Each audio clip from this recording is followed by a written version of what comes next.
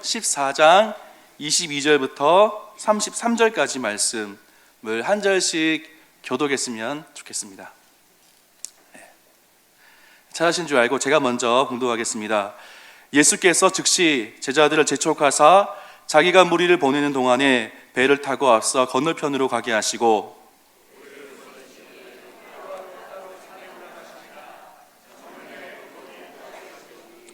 배가 이미 육지에서 술이나 떠나서 바람이 거스름으로 물결로 말미암아 고난을 당하더라.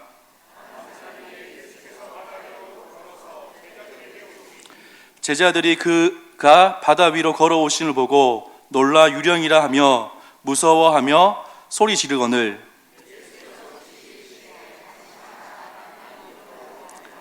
베드로가 대답하여 이르되 주여 만일 주님이시거든 나를 명하사 물 위로 오라 하소서 하니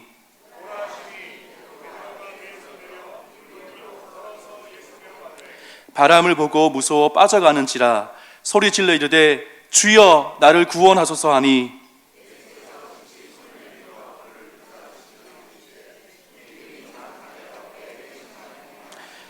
배에 함께 오름에 바람이 그치는지라 배에 있는 사람들이 예수께 절하며 이르되 진실로 하나님의 아들이소로이다 하더라. 아멘. 할렐루야. 네, 할렐루야. 네, 우리 함께 인사했으면 좋겠습니다. 주님의 이름으로 사랑합니다. 네, 몇 번째 보시면서 다시 한 번 더 축복하겠습니다. 주님의 이름으로 축복합니다. 예, 저희 목사님께서 늘 예배 때마다 자주 하시는 선포인데 제가 흉내 한번 내보겠습니다. 예. 우리가 넘어져도 누구 바라봐야 됩니까? 우리가 쓰러져도 누구 바라봐야 됩니까? 예. 우리가 물에 빠져도 누구 바라봐야 됩니까? 예. 예수 그리스도를 바라보는 이 시간 되기를 소망합니다. 예. 물에 빠져보신 분들은 물이 얼마나 무서운지 분명히 알 것입니다. 물에 빠져본 사람은 물이 정말 무섭구나, 물을 조심해야 되는구나 라는 것을 알 수 있습니다.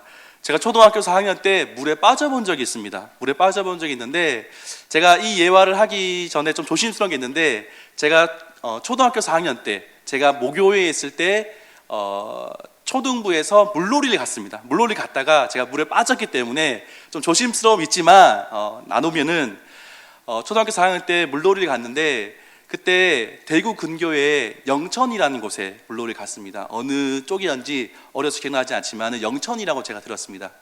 영천에서 물놀이를 하는데 저희들은 이제 4학년들은 좀 이제 얕은 곳에서 물놀이를 했고 가만 놀라 보니까 저기 멀리 형들은 더 재밌게 깊은 곳에서 물놀이를 하는 것을 목격했죠.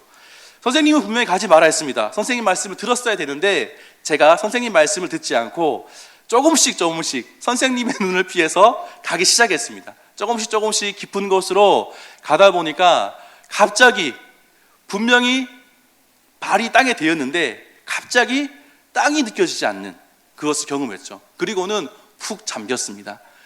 좀 숨을 쉬고 싶었는데 숨도 못 쉬겠고 살려달라고 하고 싶었는데 말도 할 수 없는 그런 상황이었죠. 근데 저는 그때 빨리 구조되었습니다. 당시 담임 목사님의 둘째 아들이 6학년이었는데 그 형이 저를 발견하고는 빨리 구해 주었어요. 그래서 제가 살 수 있었는데 그 찰나의 순간에 엄청난 두려움, 어린 11살 나이였지만은 이러다 죽는 거 아니야? 라는 생각까지 들 정도였고 앞으로 물놀이를 하자 그러면은 좋지 않은 트라우마가 생기는 그런 상황까지 발생했었습니다. 그만큼 물이 무섭습니다. 오늘 본문 말씀에도 그 무서운 물 속에 빠진 한 사람이 등장합니다. 우리가 읽어서 알지만 그 사람의 이름은 예수님의 수제자인 베드로입니다. 예수님의 수제자인 베드로는 베드로는 예수님을 따라서 물 위를 걷다가 두려워서 빠진 사람인데 오늘 본문을 통하여서 하나님께서 베드로에게 어떤 일을 행하셨는지를 발견하고 또 우리도 그 은혜를 함께 누리는 시간이 되길 소망합니다. 오늘 본문 말씀은 우리가 너무 잘 알고 있는 오병이어 사건 이후에 일어난 일입니다. 오병이어 때 무지 많은 사람이 있었습니다. 성경에는 남자만 5,000명 정도 되는 사람이 있었는데 학자들이 이야기하는 것은 2만 명이 넘는 사람의 숫자가 모였다는 것이죠. 저희도 전도 축제를 해봐서 알지만 정말 정신이 없습니다. 많은 사람들이 스텝으로 섬기면서 이 행사를 해도 정신이 없는데, 당시의 스텝은 12명 뿐이었고 그 12명의 스텝들이 그 부흥 집회를 진행하기에는 너무너무 힘들었을 것입니다. 정말 정신없이 그 일을 하고 있는데, 그 일이 오병이를 통해서 하나님께서 그 일을 하셨는데, 그 일 이후에 예수님께서는 그 오병이어 때 말씀 산상수훈 때 모였던 사람들을 돌려보내기 전에 그냥 보낸 것이 아니라 오병이어의 기적을 일으켜 주셨던 것입니다. 예수님을 따라온 사람들을 먹이지 않고 보내면은 기진해서 쓰러질 것 같아서 무엇인가를 먹이고 보내기 위함이었습니다. 그래서 예수님께서는 예수님을 따라 모인 사람들을 배불리 먹이고 그 무리들을 보내셨습니다. 근데 보내는 중에, 무리가 떠나가고 있는 중에 예수님께서는 제자들을 재촉하셨다라고 말씀합니다. 제자들 재촉하셔서 배에 태워서 건너편으로 먼저 가 있으라 말씀하셨어요. 그리고는 예수님께서는 무리를 다 보내신 이후에 산으로 올라가셔서 기도하셨다라고 말씀합니다. 밤 사경이 될 때까지 기도하셨다라고 말씀합니다. 밤 사경은 새벽 3시에서 6시를 가리키는데, 동트기 전까지 예수님께서는 혼자 계시면서 철야 기도를 하셨던 것입니다. 예수님께서 기도하시는 동안에 어떤 일이 있었냐면은, 제자들은 육지를 떠나서 건너편으로 배를 타고 가고 있었습니다. 그때 제자들은 바람이 심하게 불어서 고난을 당했다라고 본문은 기록합니다. 심한 바람으로 인해서 파도가 심하게 쳤고, 그로 인해서 제자들은 고생하고 있을 때에, 그리고 시간은 동트기 전에 예수님께서는 제자들을 만나시기 위해서 물리를 걸어서 오셨습니다. 제자들은 예수님의 모습을 보고는 유령이다 라고 소리치면서 난리가 났습니다. 예수님은 기도하신 후에 제자들을 얼른 만나시기 위해서 물 위를 걸어서 오셨습니다. 하지만 제자들은 예수님의 모습을 보고는 무서워하고 소리를 쳤던 것입니다. 왜냐하면 시간은 해 뜨기 전, 앞이 보이지 않는 깜깜한 상황이었습니다. 그리고 바람은 심하게 불어서 막 풍랑이 치고 있던 때, 그 바람을 뚫고 그 파도 위를 걸어서 오시는 누구 한 분이 있었기 때문에, 그 상황 속에서 예수님을 보았을 때에 예수님으로 보이지 않고 두려워서 무서워 떨 수밖에 없었던 상황이었습니다. 그때 예수님께서는 늘 하시는 말씀을 해주셨습니다. 안심하라, 나니 두려워하지 말라. 근데 제자 중에서 나서기를 좋아하는 베드로는 약간 의심하면서 이렇게 이야기합니다. 만일 정말 주님 맞다면은 나를 명하사 물 위를 걸어오라 명하소서, 그렇게 예수님 향해서 요청합니다. 그러자 예수님께서는 고민하지 않고 그래 와 라고 간단하게 대답해 주셨습니다. 그리고 베드로는 물 위를 걸어서 예수님을 향해서 나아갑니다. 근데 곧 바람을 보고 두려워서 물에 빠져 들어갔다라고 말씀합니다.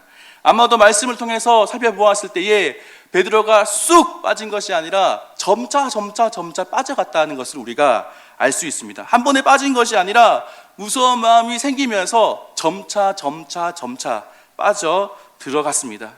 베드로는 급한 마음에 주여 나를 구원하여 주시옵소서라고 외치면서 예수님을 향해서 소리칩니다. 예수님은 그때 즉시 손을 내밀어서 그를 붙잡으시면서 말씀하십니다. 믿음이 작은 자여 왜 의심하였느냐.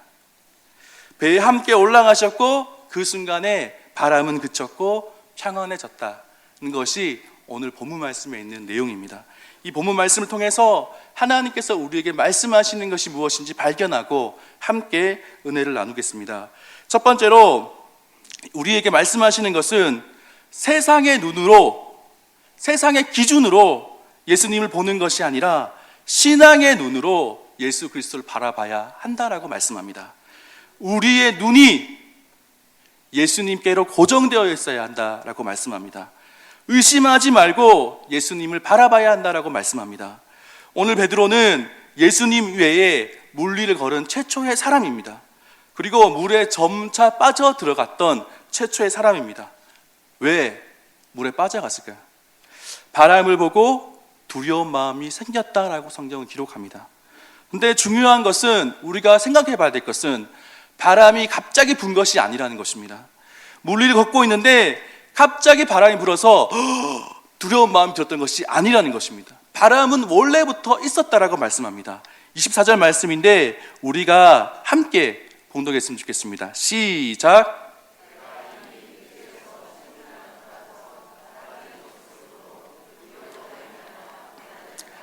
아멘. 이 상황은 예수님께서 물리를 걷기 이전의 상황입니다. 원래부터 바람은 있었습니다. 원래부터 풍랑은 있었습니다. 예수님께서 물리를 걸어 오시기 전에 바람이 심하게 불었습니다. 바람으로 인해서 물결이 치고 있던 중이었고 이미 제자들은 고난당하고 있는 중이었다라고 말씀합니다. 제자들 중에서 배에 익숙한 어부들, 그리고 갈릴리 바다에 익숙한 어부들이 분명히 있었습니다. 바람과 파도가 너무너무 심해서 익숙한 어부들이 있었음에도 불구하고 고생하고 있던 중이었습니다. 베드로가 처음 무리를 걸었을 그때에도 바람이 심하게 불고 있었습니다. 바람이 그친 것은 베드로와 예수님께서 물 위에서 배 위로 올라가셨을 때 그쳤습니다. 원래부터 바람은 있었던 것입니다. 그때는 바람을 보지 않고 예수 그리스도를 바라보고 있었기 때문에 베드로는 걸을 수 있었던 것입니다. 강한 바람이 불고 파도가 쳐도 걸을 수 있었던 것은 베드로의 눈이 바람과 파도가 아니라 예수 그리스도를 바라보고 있었기 때문입니다. 그렇기 때문에 두려움이 없었습니다. 그렇기 때문에 의심하지 않았습니다. 강한 바람이 불고 심한 파도가 칠 때에도 평안히 무리를 걸을 수 있었던 이유는 바로 예수 그리스도를 바라보고 있었기 때문입니다. 그러나 좀 더 걷다가 보니까 예수님이 아니라 바람이 보이기 시작하고 파도가 보이기 시작했던 것입니다. 그러니까 곧바로 베드로 마음 가운데 평안이나 확신이 아니라 두려움이 생기기 시작했습니다.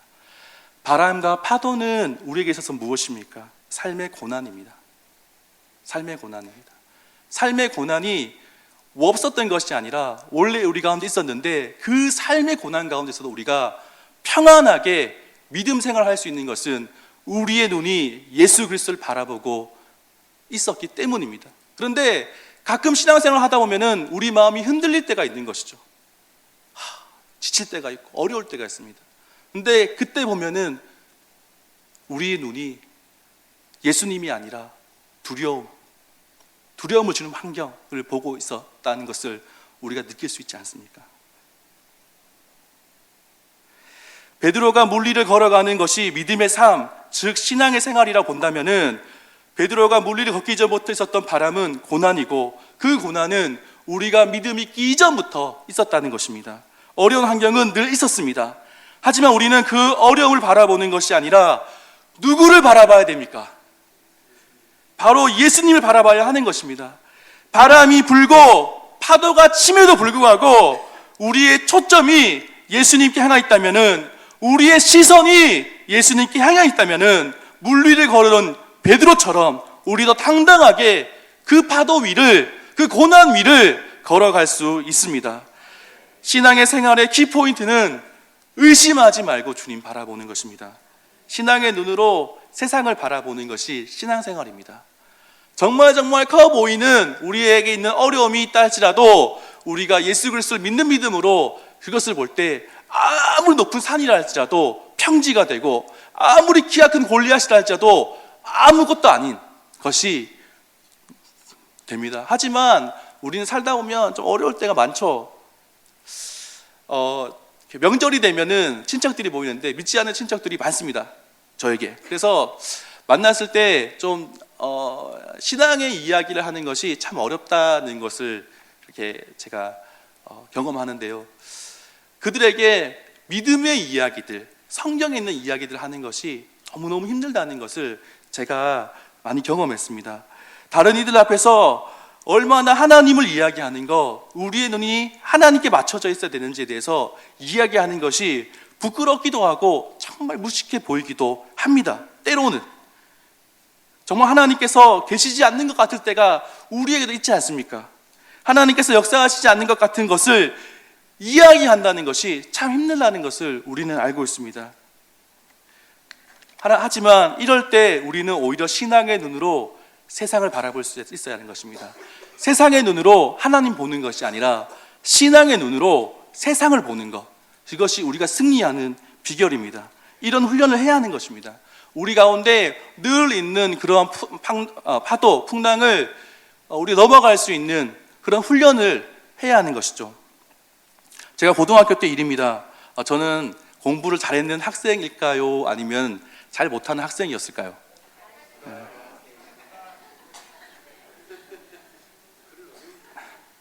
네, 어렵죠. 네, 저는 고등학교 1학년 때 공부를 잘 못했는데 어떤 마음이 있었냐면은 이렇게 믿음으로 사는 것이 참 중요하다는 마음이 있었습니다. 교회에서 열심히 신앙생활하고 가르쳐 주신 대로 지키려고 노력하던 사람이었습니다. 정말 순수하고 열정 있는 사람이었어요. 저는 대구에 있는 영신고등학교라는 학교를 다녔는데 영신고등학교에서 신앙생활을 하는데 좀 어려움이 있었습니다. 어떤 어려움이 있었냐면은 고등학교 3학년이 되면은 이제 주일날 교회를 가지 못하고 학교를 가서 이제 공부해야 되는 그런 분위기였거든요.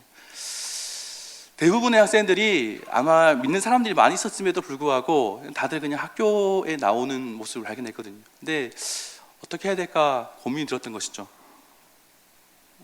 제게는 이것이 엄청난 풍랑과 같은 일이었거든요. 신앙을 포기해야 되나, 눈을 감고 1년 그냥 교회 가지 말고 학교 가야 되나, 이런 고민을 하고 있을 때였습니다. 근데 그런 고민을 하다가 기도할 때 내가 이럴 때 한번 말씀대로 살아봐야겠다. 이럴 때일수록 내가 예수 그리스도를 바라봐야겠다라는 마음이 제 삶 가운데, 제 모습 가운데, 제 마음 가운데 들기 시작했습니다. 그리고 말씀대로 살기로 결정하고 그냥 좀 왠지 제 마음 가운데는 믿음을 지키느냐 지키지 않느냐로 다가왔었기 때문에 제가 좀 믿음을 지키기 위해서 선생님을 찾아가서 말씀드렸습니다. 선생님, 저는 주일날 교회 가야 됩니다 라고 말씀드렸어요. 그랬더니 선생님께서 아주 당황해 하시면서 이렇게 저한테 협박하셨습니다. 네가 만일 네가 말한 주일날 학교에 오지 않는다면은 나는 너를 우리 반 학생으로 취급하지 않을 거야 라고 말씀하셨어요. 그리고 입시 원서 쓸 때 찾아오지 마. 너도 우리 반 학생 아니니까. 그렇게 말씀하셨어요. 저도 괜찮다 하겠습니다. 왜냐하면은 선생님 말씀보다 하나님 말씀이 더 중요하지라고 하는 믿음이 있었어요. 그래서 저는 독하게 마음 먹고 주일 새벽부터 시작해서 오후 예배까지 고3이었음에도 불구하고 하나님 앞에 드리고 싶었습니다. 나의 정말 중요한 때 학교의 친구들은 지금도 공부하고 있는 시간이지만 그럼에도 불구하고 믿음을 지키고 싶다. 하나님 앞에 내 제일 중요한 시간을 드리고 싶다라는 마음이 있었던 것입니다. 그리고는 온종일 돌아가는 하나님 앞에 예배드리고 겉으로는 교회 간다고 하면서 뒤에서는 무서워 떨는 것이 아니라 당당하게 하나님 앞에 온전히 드렸습니다. 제가 할 수 있는 것은 하나님 바라보는 것이었습니다. 그때 19살인 제게는 이 일이 정말 두려운 일이었거든요. 이렇게 하나님을 바라보기 시작했을 때 어떻게 되었냐면은 하나님께서 세상의 다른 친구들보다도 더 이렇게 하나님께서 지혜해 주셔서 좋은 성적을 받게 하셨어요. 제가 공부를 잘했던 것이 아니라 하나님께서 지혜해 주셔서 그 하나님의 지혜로 말미암아서 공부하게 되었고 하나님께서 지혜를 부어오신다는 것을 제가 느낄 수 있게 되었습니다. 저는 사실 한 400점 만점 세대였는데 220점 정도 나오는 학생이었거든요. 반틈 정도 표 맞춘 학생이었는데 수능을 칠 때 좀 쉽게 나왔지만 370점 정도 하나님께서 지혜 주셔서 중요한 건 그게 아닌데 주님 바라보는 것이 중요한 줄 믿습니다. 네.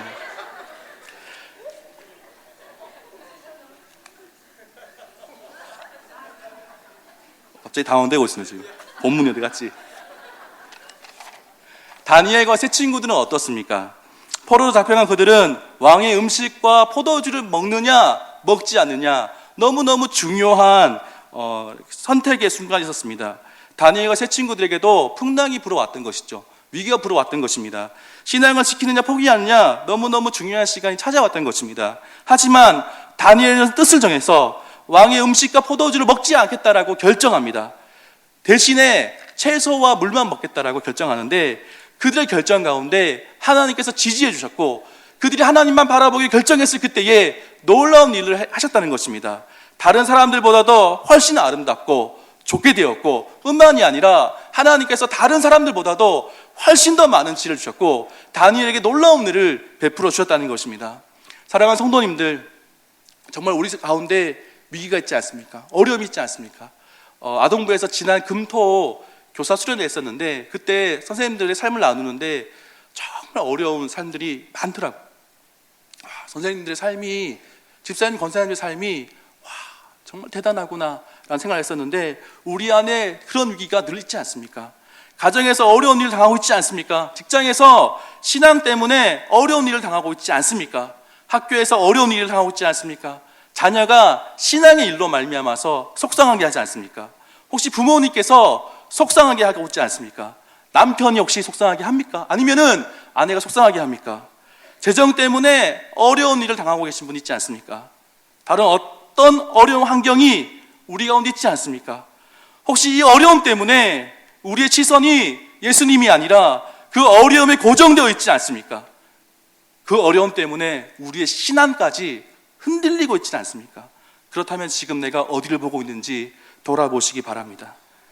어려운 환경을 보고 두려워서 빠져가는 베드로의 모습이 아니라, 그 어려운 환경 속에서도 예수 그리스도를 바라봄으로 말미암아서 풍랑을 걸어갈 수 있는 우리 믿음의 충신교회 성도님 되시기를 소망합니다. 두 번째로, 하나님께서 본문을 통해서 말씀하시는 것은 무엇입니까? 만약 우리가 믿음이 흔들리는 상황까지 왔다 할지라도 돌이켜서 주님의 도우심을 구해야 한다는 것입니다. 혹시 베드로처럼 물에 빠져가고 있는 분이 있지 않습니까? 혹시 이미 빠지신 분들이 있지 않습니까? 허우적 하고 있는 분들이 있지 않습니까? 무시무시한 바람을 보고 두려워 신앙을 포기하려고 하는 분이 있지 않습니까? 예수님을 믿기보다 바람이 무서워 두려운 마음이 생기신 분이 있지 않습니까? 도무지 나의 삶 가운데에 하나님께서 역사하시지 않는 것 같다는 생각을 하는 분이 있지 않습니까? 그때 우리가 해야 될 것은 예수님의 도움을 구해야 하는 것입니다. 베드로는 바람을 보고 두려운 마음이 생겨서 물에 빠져들어갔습니다. 그때 어떻게 했냐면요, 30절 말씀인데 30절 말씀 같이 함께 우리가 봉독하도록 하겠습니다. 시작!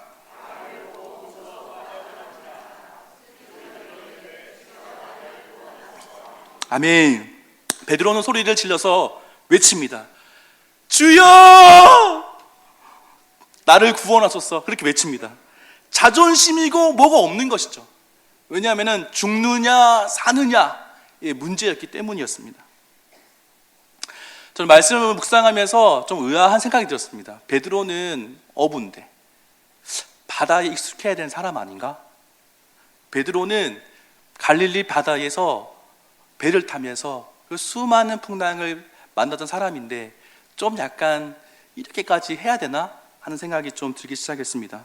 바다에 빠졌으면은 능숙한 어부처럼 이렇게 좀 이렇게 헤어나오면 될 텐데 왜 그랬을까? 라는 생각이 들었죠.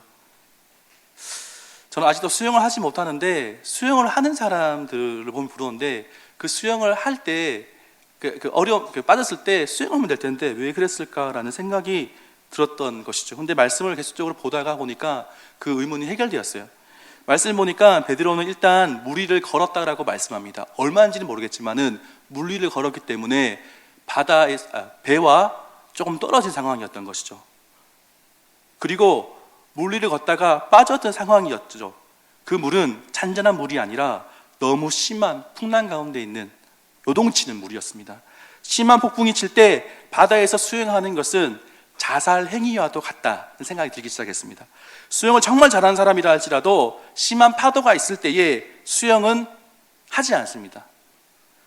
이런 생각이 들면서 베드로의 상황이 어떤 마음이 들었냐면은 혼자서는 절대로 배 위로 올라갈 수 없는 상황이구나. 자기 스스로는 절대로 구원할 수 없는 상황이구나. 자기 스스로는 절대로 배 위로 올라갈 수 없는, 누군가가 도와주셔야지만이 올라갈 수 있는 상황이라는 것을 제가 생각하게 되었습니다. 아무리 노력해도 자신의 힘으로는 어떻게 할 수 없는 그런 상황. 그때 베드로는 외친 것이죠. 주여, 나를 구원하소서. 주님 좀 도와주세요. 주님 좀 도와주세요.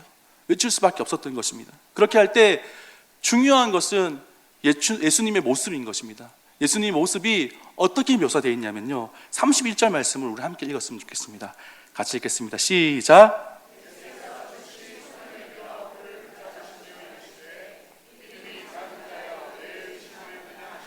아멘.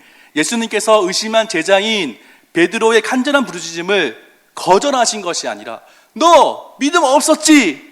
좀 고생해야 돼 라고 하신 것이 아니라 즉시 그의 손을 붙잡으시며 구원해 주시는 것이 오늘 예수님의 모습입니다. 어떻게 보면은 믿음이 부족한 제자의 모습이었습니다. 수제자라고 하는 베드로는 그 당시 믿음이 없어서 두려워서 물에 빠져가고 있었습니다. 믿음이 부족한 부끄러운 제자의 모습이었지만은 그 제자의 부르짖음에 대해서 예수님께서는 즉시 응답하셔서 손을 내밀어 구원해 주셨습니다. 그리고 베드로를 향해서 예수님께서는 삶을 통해서 따뜻한 가르침을 주셨습니다. 믿음이 작은 자여 왜 의심하였느냐. 단순한 책망이 아니라 그것은 사랑의 예수님께서 그 사랑으로 다시금 베드로를 향해서 믿음이라는 것은 이런 것이야. 힘들지 어렵지 믿음이라는 것은 이런 것이야 라고 체험적으로 가르쳐 주신 예수님이십니다. 믿음을 어떻게 적용해야 되는지, 어떻게 믿음으로 살아야 될지에 대해서 실제 예를 보여주시면서 가르쳐 주신 분이 우리 예수님이십니다. 다시금 바람이 아니라 예수님을 볼 수 있도록 만들어 주신 분이 우리 예수님입니다.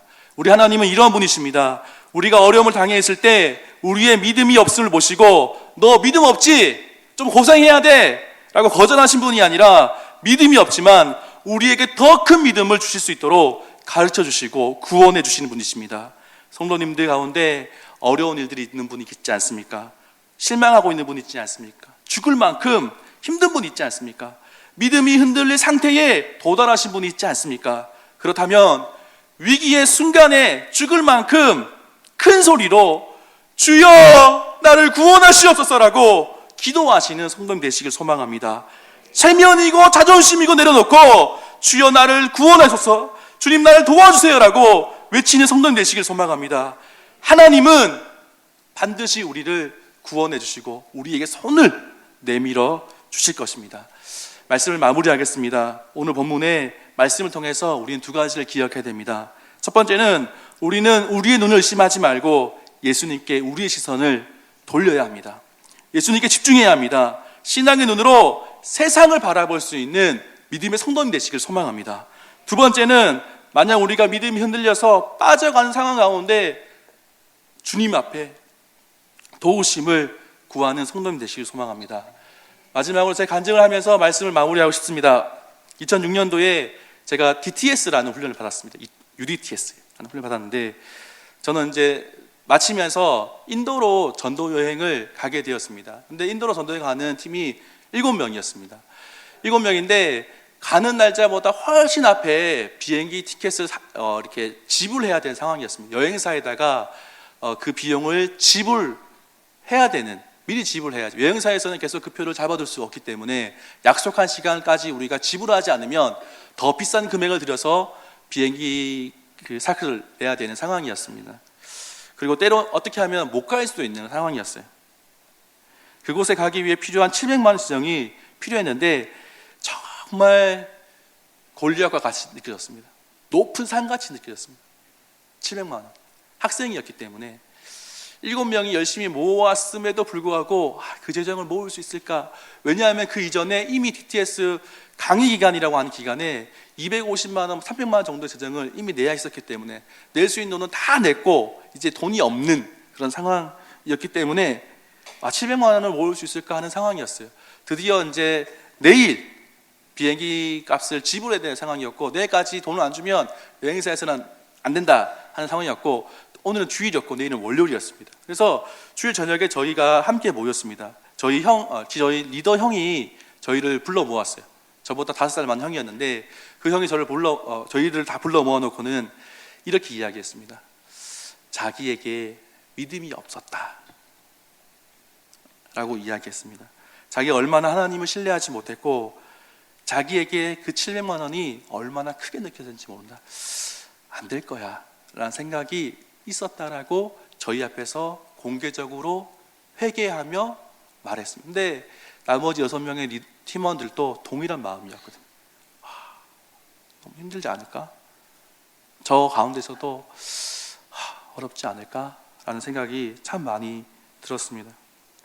그러면서 함께 같이 회개하고 그리고 리더 형의 기도를 따라서 우리가 믿음을 선포했어요. 하나님께서 일하실 것을 신뢰한다. 하나님 바라보기를 결정한다. 우리 시선이 700만 원에 고정되어 있는 것이 아니라 하나님 바라보기를 결정한다. 그렇게 외치면서 하나님 다스리심, 통치하심을 노래하면서 기도했습니다. 하룻밤 자고 난 다음에 이제 비행기 값을 지불해야 되는 상황이 되었습니다. 500만 원이 그래도 부족했습니다. 부족한 상황이었지만은 기도한 대로 믿음대로 리더와 회계가 이제 그 여행사를 찾아가기 위해서 이제 버스를 타고 이제 나갔습니다. 회계가 기도하는 마음으로 여행사 가기 전에 ATM기에 딱 통장을 넣었습니다. 딱 넣었더니 500만 원이 다 들어왔으면 좋았을 텐데 100만 원이 들어왔었던 겁니다. 하나님 이건 또 뭔가요? 라는 생각이 들었지만 그러나 또 그 은행 ATM기 앞에서 잠시 머뭇머뭇 기도하면서 리더와 회계가 기도하고 또 통장을 찍었습니다. 그랬더니 또 100만 원이 찍혀 있었던 겁니다. 또 기도하고 5분 정도 지난 이후에 또 넣었는데 또 100만 원, 또 100만 원, 또 100만 원. 결국에는 500만, 정확히 500만 원을 하나님께서 공급하셨고 그래서 인도에 다녀올 수 있게 되었습니다. 근데 그 상황 가운데 그 소식을 문자로 듣는데 어떤 마음이 들었냐면은 하나님의 위대하심 앞에 무릎 꿇을 수밖에 없었습니다. 하나님께서 우리에게 요구하시는 것은 단순한 재정이 아니라 재정을 주시는 분이 아니라 이 상황 가운데 너 누구 보고 있어? 누구 바라보고 있는 거야? 두려움 가운데 너 정말 하나님 보고 있어? 나 보고 있어? 라고 말씀하시는 하나님의 음성을 듣게 되었다는 것입니다.